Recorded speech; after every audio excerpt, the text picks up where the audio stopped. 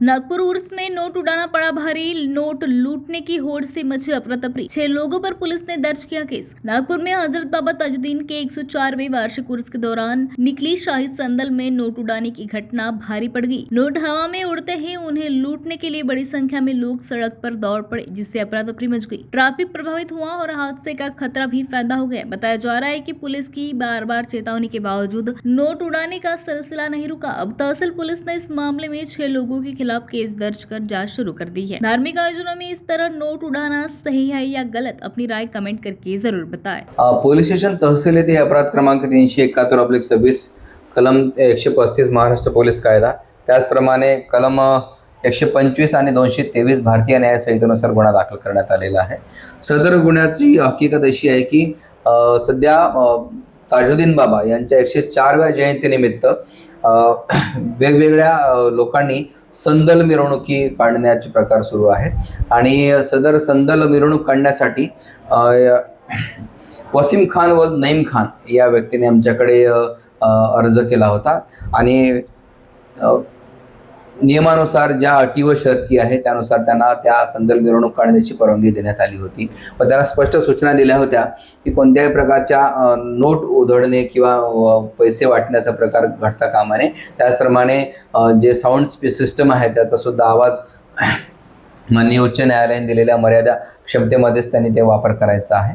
असं असूनही जेव्हा प्रत्यक्षात सदर मिरवणूक काढण्यात आली त्यावेळेस मात्र संपूर्ण नियमांना धाब्यावर बसवून त्याची पायमल्ली करण्याचे प्रकार सुरू झाले।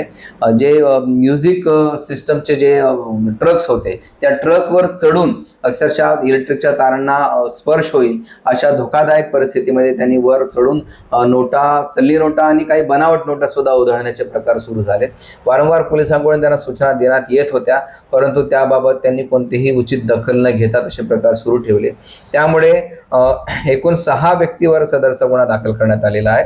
वसीम खान वल नईम खान, लतीफ खान वल रहमान खान, नावेद भाई उपाध्यक्ष नौजवान संदल समिती आणि गनी खान वल रहमान खान, अयान खान वल रहमान खान आणि अमान खान वल रहमान खान अशा 6 व्यक्तीवर सदरचा गुन्हा दाखल करण्यात आलेला आहे।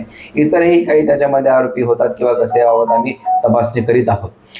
पोलीस वेळोवेळी अशा सर्व धार्मिक शोभायात्रेला आणि रॅलीला परवानगी देत असते अटी आणि नियम घालून, परंतु जे रॅलीचे आयोजक आहेत त्यांचा मात्र असा गैरसमज होतो की पोलिसांनी जे अटी व शर्ती घालून दिलेले आहेत त्याचे पालन नाही केले तरी चालेल। तसं होणार नाही।